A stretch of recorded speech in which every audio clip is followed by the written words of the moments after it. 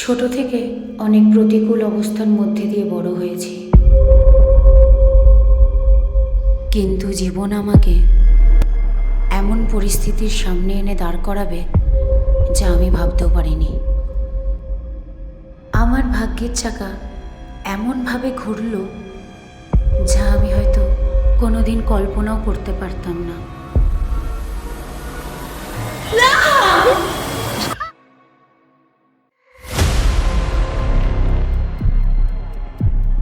কিন্তু কথায় বলে সময়ের চাকা পরিবর্তনশীল।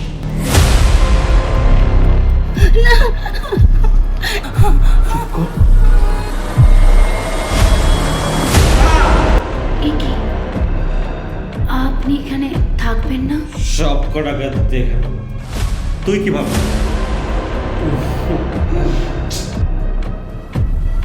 আমি লক্ষ্মী, কিন্তু সমাজের চোখে অলক্ষ্মী।